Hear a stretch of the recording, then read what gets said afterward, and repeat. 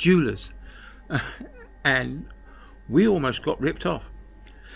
Sarah's engagement ring is a sapphire embedded into a gold ring, and one of the clasps had come loose. She must have caught it on a jumper or something like that, and it wasn't loose. The stone wasn't rattling around or anything, but the clasp was slightly raised. When she put her finger on the ring and run her finger around it, she could feel that there was something going on with one of the clasps for the ring.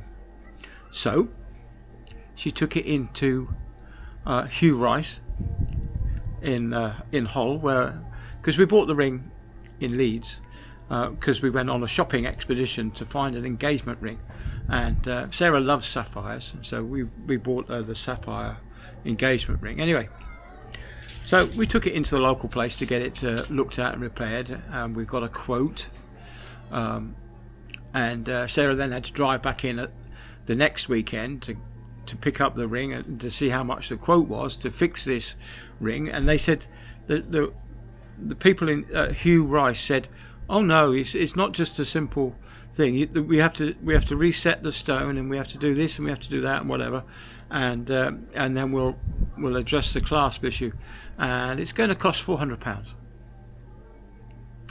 As you can imagine, £400 is not easy to come by these days, as we all know. Anyway, shocked by this, she then said, "Well, I'll take it away to get a second quote." So she walked into another place called Branton's in the High Street in Hull, and she asked them to fix it.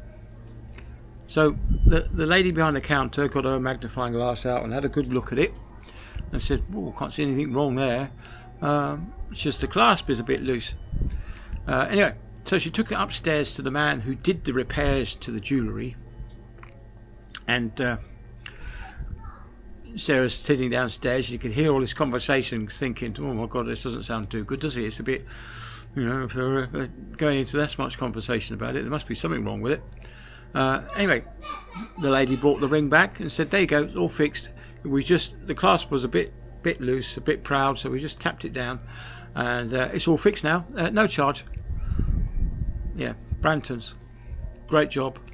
Hugh Rice, rubbish. Yeah, maybe it's just Hugh Rice is out to make money. I know.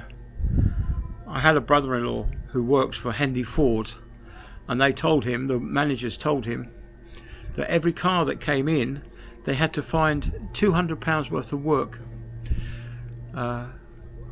to be done on the car that came in. Even if it was something stupid like an oil change, you had to find another £200 worth of work. Now, if they can do that in the jewellers, and they can do that in one of these big car places, where else are we being ripped off? Yeah, I think we do have to be very, very careful these days, because there are some unscrupulous business people out there who just want to make as much money as they can out of you and me. What should I say? You and me. Anyway, that's enough of that. Catch you all later, and take note. Avoid Hugh Rice, right? I keep saying Hugo for some reason. Hugo Boss is the place that does the perfume, isn't it? It's Hugh Rice, yes, in Hull is the place to avoid.